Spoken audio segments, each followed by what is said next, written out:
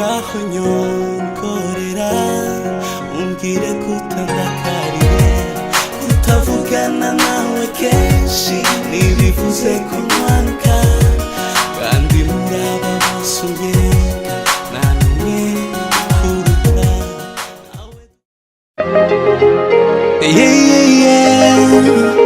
you mama Chris Chita hari mu gitondo akavura kagwa reka mbere yuko twe turavuze umuntu umve ukuntu amajwi yicanga ni mutubwire uyu muntu murumva ari indirimbo uyu muntu ni uretse wumva izina watubwira uwo muntu ni Eli Zifite melody uwo ni Mani Marite witwa Mani Marite witwa Mani Marite witwa Bruce Melody witwa Mbise wavuye muri Amerika turamenye urinde ibyo nibyo wambeshyera amazina yanjye banyita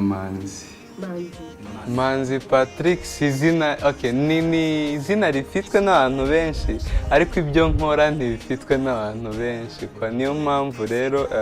nahisemo gukoresha amazina yanjye kugira ngo byibuze n'umwana wanjye azagendere kuri iryo zina oya disigaruka amakosa nakoze ngenda yembera ariko wimanisha kukubura iteka Mbabarira nyine ifite message ku bantu afite n'urukundo muri rusange n'urukundo nabonye nanumvise buriya iyo ubabaje umuntu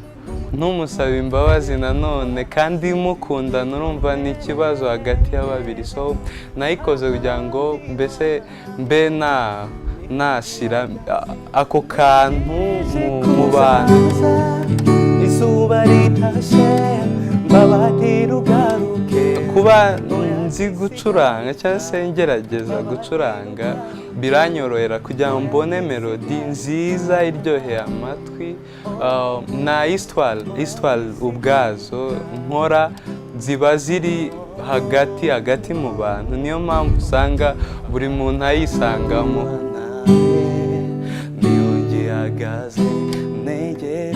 abanyarwanda bitege ibikorwa byinshi kuko mfite planification ndende yo gukora ama videos hari n'ama-audio akiri muri studio ama featurings ndi gukora n'ibindi byinshi kandi zose ni nziza uzumvishe ndabizi neza ko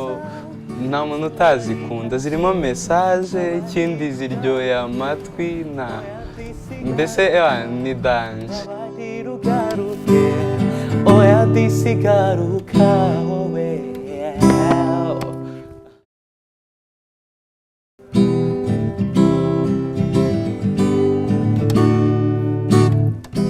hari mu gitondo akavura kagwa izuba ryasanze hahandi wansize nicuza icyatumye nkubabaza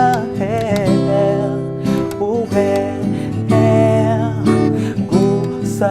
wansigiye umwijima mu mutima wanjye wahasize igikomere hahandi wantaye niyo ngihagaze